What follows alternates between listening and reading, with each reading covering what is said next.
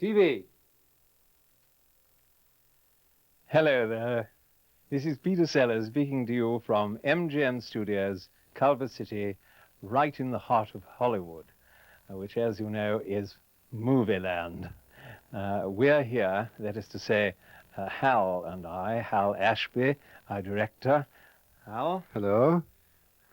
Hal has made many, many successful films, such as Tomorrow's New Yesterday and Backwards Before Dawn. Backwards Before Dawn was another huge success. Yes, and we're here on behalf of the cast and technicians to say welcome to La Costa on behalf of Shirley MacLaine, Barton MacLaine, and no, I beg your pardon. No, that was a slip. Jack Warden and Charles Fiennes, and lots of jolly famous people. We want to welcome you all to La Costa, the health spa and resort where you are now as guests of Lorimar. Yes. Lorimar Films, all you distributors and exhibitors. I remember going to La Costa when I was a very small boy. My father, who I fancy then was First Lord of the Admiralty, took me there for some odd reason, and I have a distinct memory of it, of the grass being very hard. But of course that's all changed now, as you probably know, into lovely buildings with saunas, or saunas, however you wish to pronounce it, swimming pools, Yes. tennis courts, and all kinds of other lovely delights.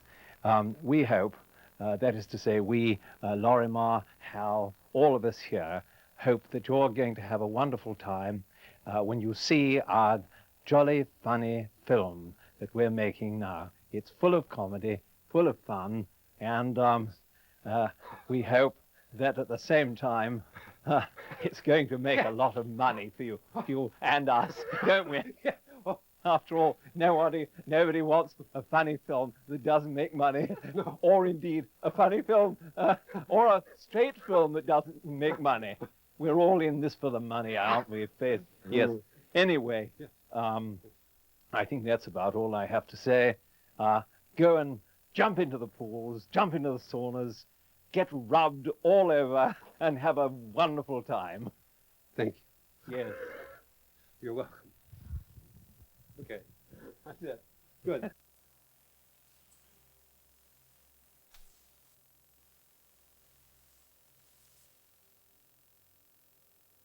Excuse me, do you know Raphael? No, sir, I don't believe I do. Because I have a message for him. Yes, sir?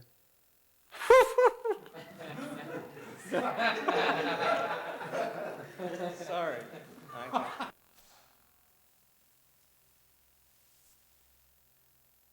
Excuse me,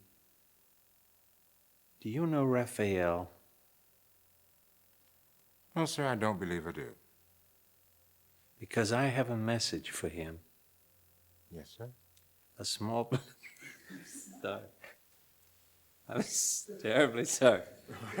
It's just that if you'd have been there the day we did it, it was just... we did. God, being there, for me, first of all, it just was such a wonderful movie. I loved the film. It was the first film set I ever was on. I went down with my dad and my brothers to visit my grandfather on the set.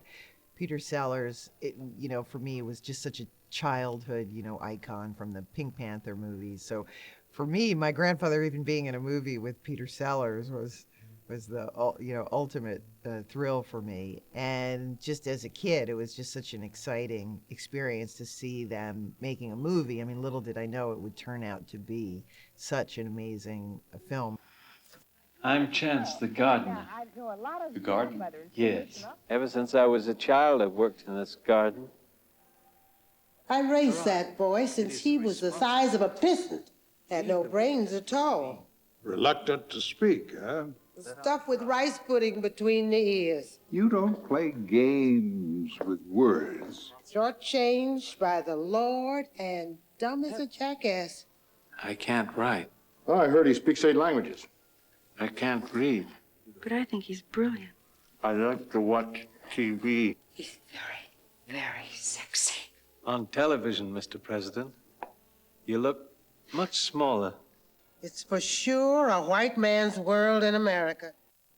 My dad's father was Melvyn Douglas, born in Georgia. And then he was with the Jesse Bonestell Players. I think he did his first work in Chicago, Midwest, that sort of area, went to New York, became a Broadway actor, was discovered by Gloria Swanson, brought to Hollywood, and then became a leading man, as we know, working with Greta Garbo, Myrna Loy, Jean Arthur, Joan Crawford, Merle Oberon. I mean, it's pretty amazing. It's all makeup. I asked Nurse Teresa to fix me up a bit. I didn't want the president to think I was going to die while he was talking to me. He was very urbane and very funny. My first kind of childhood memory was, we would go up and spend the summer in Vermont with my grandfather. And, we were little kids, and it's very relaxed, and it's a camp-like atmosphere. And my grandfather would come down for coffee, and he would be wearing a kind of double-breasted, silk bathrobe, looking pretty much like he looked in some of these movies from the 30s. Then, of course, as a teenager, then I really, sort of got it. I, would go down to visit in New York, and, he'd take me to a Broadway play, and then we'd go to Sardi's, and, then I really got it. I was like, oh, my grandfather must be somebody really important. Oh, I've been labeled a kingmaker, but I've tried to keep myself open to the voice of the people. He would always tell me a movie that he was going to be in as a story. So he'd say, listen to this story. And then I remember being in the New York apartment, and he told me the story of being there. He read the book, and he said, it's about this man. And at that point, of course, I had no idea that it was Peter Sellers. He told me, about this man named Chauncey Gardner. And the story was just immediately engaging. That old man is lying up there, dead as hell. And it just don't make any difference to you. A man has died, and this guy has to leave his house. And you're very upset almost immediately that what is going to happen to this poor guy who doesn't seem to have any understanding of the real world. And he steps outside, and he has all these interactions with people. Excuse me. I'm very hungry. Could you give me some lunch? Another moment that stayed with me as a kid is where he has the clicker, and he clicks at the kid, trying to get him to change the channel. I remember watching that scene and thinking, this is a very strange movie. Like, what is happening? Now move, Honky. Slice that Honky, cut your white ass. If I see Raphael, I will give him your message. And it's almost a sense of relief when Shirley MacLaine, hits him and takes him in the car. We'll take him to a hospital. Mr. Gardner, welcome to Rand Memorial Hospital. Thank you. Part of the reason my grandfather even got the part was that he and Peter Sellers had this very long cyclical relationship. This was after he'd finished Two-Faced Woman. He joined the army. He was stationed in Burma. And the first night that he gets there, guy who's in the British Army, Peter Sellers, they set up a dinner because Peter Sellers is sort of funny, and they think that he'll entertain this famous movie star. Peter Sellers is overwhelmed, like he can't believe Melvyn Douglas. He just saw him in, Two-Faced Woman. And so when his name came up in the 70s, because there were different people that they were talking to and that maybe the studio wanted, Peter Sellers, said, no, I want Melvyn Douglas. We have this relationship. I think he'll be the person for the role. And another story I heard is that they oftentimes on the set, they would reminisce about being stationed in Burma and tell stories. So I think it just added again to the warmth of that relationship. My father and my brothers and I, we took this road trip to go to Asheville, North Carolina, where they were shooting it. And I mean, when you drove up to that mansion, it was like nothing I'd ever seen in my life. And they really captured, I think, in the movie, the sense of the scope of how big that place was, because it was huge. Does this house have a garden? Oh, why, yes, many. Another thing I love about the movie is that there's a lot of, sort of master shots. There's not a lot of, close-ups like the way that there is today. And so you get the sense of the house, of how big it is, of how dwarfed they are, sometimes by the landscape, by the garden. And the fact that he has a hospital ward, in the mansion is another kind of a remarkable feature.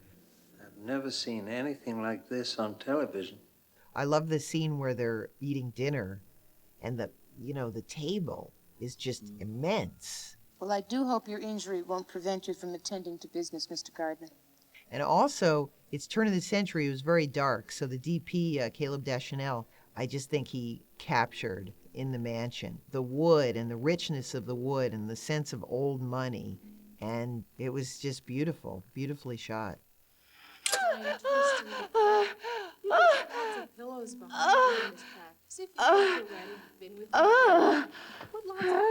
Being there is kind of crazy, and it's pure Hal Ashby. And, Hal Ashby seemed to me in some of his movies like Coming Home or Shampoo, there was an understanding of human nature that is profound, that we're really missing. He'd been an editor, so the editing in the film is really good. But I hope that this will, bring back his name a little bit in terms of, what a great director he was. When I was a kid and watching movies, Shampoo, Coming Home, being there, I mean, Hal Ashby to me was just in the pantheon of great 70s directors. I mean, when you think of him, you think of the great Oscar-winning performances. I love you very much. And you really are a gardener, aren't you? I am. Gardener. For me, when you watch the film, I guess the big mystery to everybody, why didn't Peter Sellers win an Oscar? But I got to watch a little of him, work, and he was this person. I mean, when he acted, it seemed to me almost as if he went into another dimension. And as I watch some of the scenes, you feel it's so private that it's almost embarrassing sometimes to watch. And there's the great scene in the elevator. And it's, you're uncomfortable and you're laughing, and he's just so in that character that it is so real. Excuse me. That it just does not seem as if he's acting. And I think that it was his life's work. I mean, I have a record of Peter Sellers talking. And this is way before he did Being There. And the last question, that he was talking about is he says, I feel as if I have one more great character in me, and I don't know what it is. And I think that character, was Being There.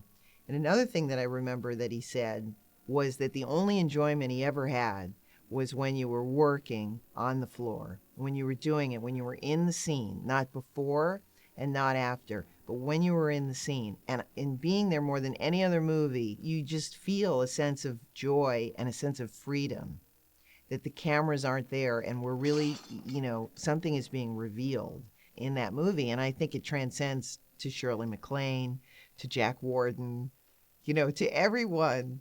That character is so strong that it really does affect everybody else, I think, in the film. I understand.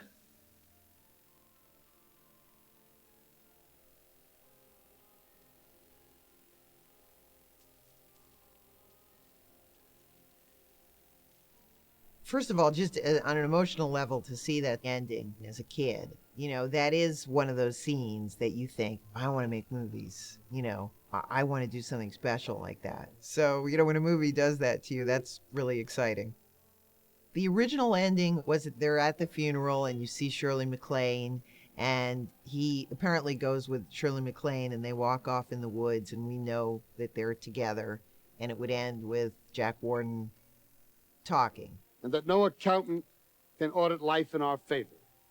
My understanding, which I heard from Caleb Deschanel, was that the ending came about because they were watching a scene with my grandfather and Peter Sellers in which they're walking down the hall. And at one point, they were so close that they were walking as if they were one in time.